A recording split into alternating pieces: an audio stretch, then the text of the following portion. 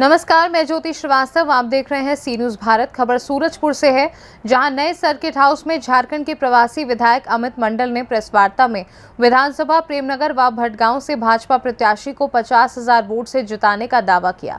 इस दौरान उन्होंने छत्तीसगढ़ की कांग्रेस सरकार पर भ्रष्टाचार का आरोप लगाते हुए कहा कि छत्तीसगढ़ में कांग्रेस पार्टी ने 36 वादों के साथ चुनाव जीतकर सरकार बनाई, लेकिन छत्तीसगढ़ में कांग्रेस की सरकार में भारी भ्रष्टाचार घोटाला हुआ है।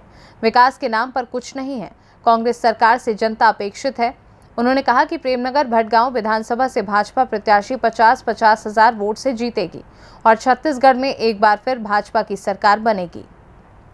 और सम्मान का मेरा मतलब है कि यहाँ पर हमारा विधायक होता है, तो विधायक के थ्रू भी कई कामें हैं जो ब्लॉक लेवल पे और जिला स्तर पर हो जाती है। लेकिन क्योंकि आज 10 साल से यहाँ पर हमारा विधायक नहीं है, जिसके कारण छोटी छोटी समस्याएं जो ब्लॉक लेवल पे हो जानी चाहिए थी, उसका समाधान हो जाना चाहिए था, कि आज उसका हम लोग समाधान नहीं कर पा रहे हैं। इंटेंट प्रकार जिला अध्यक्ष हैं, संगठन है, सत्ता में सरकार में रहने का फायदा जो है विपक्षियों को मिलता है। लेकिन आज की डेट में क्योंकि हम लोग विपक्ष में हैं, तो विपक्ष में जब हम लोग हैं तो हम लोगों की जेन्युइन बातों को भी नहीं सुना जाता है, जिसके कारण जनता कार्यकर्ताओं को लगता है कि मेरी सही बात ब्लॉक स्तर पर या जिला स्तर पर नहीं सुनी जा रही, तो फिर हम लोगों का सम्मान कैसा। तो इस सम्मान को लौटाने के लिए जरूरी है कि सत्ता में पुनः आना और फिर जनता के कार्यकर्ताओं की जो दुर्ग है, पीड़ा है, उसको सही प्लेटफॉर्म में, सही समय पे, सही माध्यम से रखना। आप दोनों ने अपने वक्तव्य में प्रेमनगर और भटगांव की नहीं, मैंने कहा कि तीनों विधानसभा हम लोग जीतेंगे। मैंने कहा कि हम लोग तीनों विधानसभा जीतेंगे। प्रेमनगर का मेरा प्रभार है, भटगांव का इनका प्रभार है और प्रतापपुर का प्रभार दूसरे विधायक के पास है, जहां पर हम लोगों की जो कार्य योजना बनी है उसमें हम लोगों का प्रवास सुनिश्चित नहीं हुआ है। इसीलिए हम लोगों ने कहा कि तीनों विधानसभा को चुनेंगे। इन पर्टिकुलर प्रेमनगर और भटगांव की जब हम बात करेंगे, क्योंकि हम लोग ग्राउंड लेवल से वहाँ जुड़े हैं, उसके आधार पर हम लोगों ने अपनी फीडबैक। प्रत्याशियों को लेकर जो अंतर्विरोध है उससे कैसे ये मीडिया स्पेक्यूलेशन है और कांग्रेस द्वारा चलाया गया प्रोपेगेंडा। इसलिए मैं कह रहा हूं कि जब भी मैंने मंडल की बैठक ली है, कहीं पे भी मंडल की बैठक ली है, उसमें मैंने एक स्पेशल वहां पर सेशन लिया है बूथ स्तर के कार्यकर्ताओं और शक्ति केंद्र प्रमुख के साथ। एक जगह भी प्रत्याशी को लेकर कोई चर्चा नहीं हुई। चर्चा सिर्फ इतना हुआ कि भूलन सिंह हमारा विधायक कैसे बनेगा, उसको हम लोग कैसे जिताएंगे, लक्ष्मी राजवाड़े जी विधायक हमारी कैसे बनेगी, उसको कैसे जिताएंगे, उसको लेकर रणनीति बनाई गई। और एक जगह भी मुझे ऐसा नहीं लगता है कि किसी एक व्यक्ति ने विरोध किया कि फलना आदमी को टिकट मिला है, क्यों मिला है। तो मुझे लगता है काफी सुखद अनुभव हमारे लिए रहा। अभी भाजपा उसके बाद वो उत्साह नहीं देखने पूरा भी कांग्रेस एकदम घोषित किया सब लगी वाली, क्योंकि उत्साह होना चाहिए। टिकट मिलने पर जो वातावरण जिले में कहीं होता वातावरण दिख रहा है। आप लगे लगातार आप लोग कहने की वजह की बात लगी हुई है, लेकिन लोगों में गुस्सा है, उसको करने के लिए क्या प्रयास किया जाएगा? देखिए, लोगों में गुस्सा नहीं मैं कहूँगा, लोगों में तो उत्साह है। लोगों में उत्साह है भारतीय जनता पार्टी को जिताने के लिए। और जो आपने कहा कि अभी तो हम लोगों ने अपना इनिंग स्टार्ट ही किया है, अभी तो और लंबा 3 महीना का आएगा।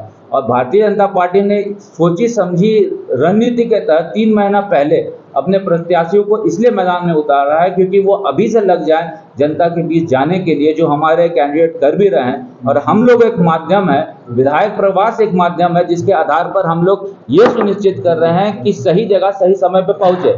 उदाहरण के तौर पर मैं बताना चाहूँगा कि विधायक प्रवास के दरमियान हम लोगों ने स्वयं सहायता समूह की महिलाओं से मुलाकात की, हम लोगों ने आंगनबाड़ी केंद्र की महिलाओं से मुलाकात की, हम लोगों ने युवा वर्ग से संवाद किया, हम लोगों बड़े बुजुर्ग के घर गए, हम लोग ने शहीद के घर जाने का काम किया। जितना भी मंदिर मठ है वहां पर जाकर धर्मगुरु से हम लोगों ने मुलाकात की, हर समाज के साथ हम लोगों ने बैठक की। तो ये हम लोगों का पूरा एक्सरसाइज जो है ये विधायक प्रवास के दरमियान हम लोग कर रहे थे। और उसके साथ साथ धरना प्रदर्शन में हम लोगों ने बाइक रैलियां की हैं। तो ये कहीं ना कहीं जो जिस शुरुआत की आप बात कर रहे हैं वो विधायक प्रवास के बाद शुरू हो चुका है। इसी मोमेंटम को और आगे बढ़ाने के लिए आपको दिखेगा कि आने वाले दिन में हम लोग और इस प्रचार प्रसार के माध्यम को तीव्र गति के साथ धरातल पे उतारेंगे। मुझे लगता है कि ये तो शुरुआत है, अभी और बहुत सब काम होना बाकी। बेरोजगारी भत्ता मिल नहीं पा रहा है, वही महिला स्वयं सहायता समूह को कर्ज देना था, कर्ज माफी करना था, वो नहीं हो पा रहा है। नए स्कीम्स के तहत महिला स्वयं सहायता समूह को टैग नहीं किया गया है। रेडी टू ईट का संचालन महिला स्वयं सहायता समूह से छीन लिया गया। आपको भी पता है, जब महिला स्वयं सहायता समूह से रेडी टू ईट का संचालन छीन लिया जाता है और एक एजेंसी को बहाल करके रेडी टू ईट का प्रभार दे दिया जाता है, भार दे दिया जाता है, तो कहीं ना कहीं कमीशन खोरी हावी हो जाती है और ये कमीशन सीधा जो है कांग्रेस सरकार के पॉकेट में जा रहा है, यहाँ के नेताओं मंत्रियों के पॉकेट में जा रहा है। बुजुर्ग मतदाताओं को ना वृद्धा पेंशन नहीं मिल पा रहा, ना विधवा पेंशन मिल पा रहा है। जितने भी अनुबंध कर्मी थे जिनको उन्होंने कहा कि हम लोग इसको नियमित कर देंगे, आज की डेट में सरकार उस वादे से भी मुकर गई है। समूचे छत्तीसगढ़ की सड़क की जो स्थिति है, मुझे लगता है कि मेंटेनेंस का अभाव है, सरकार मेंटेन भी नहीं कर पा रही है। जो डबल इंजन की सरकार में हम लोगों ने यहाँ सड़क बनवाया था, आज मेंटेनेंस का भी जो है दंश यहाँ के लोगों को झेलना पड़ रहा है। किसानों को 2 वर्ष का बकाया बोनस नहीं मिला है। प्रदेश में 1.5 लाख करोड़ से अधिक का कर्ज लदा हुआ है और ये कर्ज जब 1.5 लाख से अधिक का कर्ज यहाँ पर लदा हुआ है, तो इसी स्थिति परिस्थिति में कैसे यहाँ के जो है आंगनबाड़ी सेविकाओं को मानदेय तक सरकार दे पाएगी, ये भी एक बड़ा क्वेश्चन मार्क आ गया है। क्योंकि जो पूरा मिसमैनेजमेंट है सरकार में, फिनेंशियल मिसमैनेजमेंट हो, इकोनॉमिक मिसमैनेजमेंट हो या फिर प्रशासन के तौर पर मिसमैनेजमेंट हो, चरम सीमा पर है और इन सब चीज़ों का मुंहतोड़ जवाब यहाँ की जनता देने वाली है। मैंने विधानसभा खासकर प्रेमनगर की जनता से अपील किया है और मैं पूरा आश्वस्त हूँ कि प्रेमनगर विधानसभा में 50,000 वोट से बुलंद सिंह जी जीतने वाले हैं। जो भटगांव विधानसभा है, 50,000 वोट से यहाँ पे हमारी लक्ष्मी राजवाड़े जी जीतने वाली है और वैसे ही हम लोग जो अन्य शेष बचा हुआ प्रतापपुर विधानसभा है वहाँ पे भी जीत करेंगे। और मैं दावे के साथ कहता हूँ कि ये सिर्फ जो आंकड़ा है वो पेन एंड पेपर का आंकड़ा नहीं है, भौतिक स्तर पर हम लोगों ने चीज़ों को समझा है, टटोला है, देखा है। और उससे मैं ये बात आपको आश्वस्त करता हूँ कि कांग्रेस सरकार के प्रति इतनी ज़्यादा एंटी इनकम्बेंसी है कि जो कांग्रेस का वोटर है वो अपने आप को ठगा सा महसूस कर रहा है और जब वोटर अपने आप को ठगा सा महसूस करते हैं तो उसका प्रभाव आने वाले दिन में पोलिंग में आपको दिखेगा।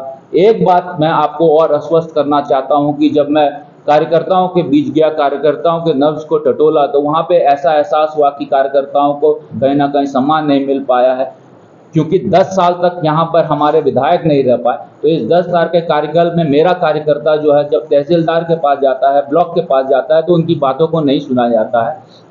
मैं आपके माध्यम से वैसे सभी कार्यकर्ता को आश्वस्त करता हूं कि जिस दिन हमारी सरकार बनेगी तो कार्यकर्ताओं की प्राथमिकता, कार्यकर्ताओं का सही काम, ये हम लोग सुनिश्चित करेंगे, पार्टी सुनिश्चित करेंगे कि उसकी आवाज़ को सही प्लेटफॉर्म में सही जगह पर बोला जाए, बताया जाए और उनकी बातों पर अमल किया जाए। जितने भी मंचस्थ यहाँ पर नेतागण आए हैं, मैं एक बात आपको और आश्वस्त करता हूँ। सूरजपुर से सीनू संवाददाता सुरेंद्र साहू की रिपोर्ट।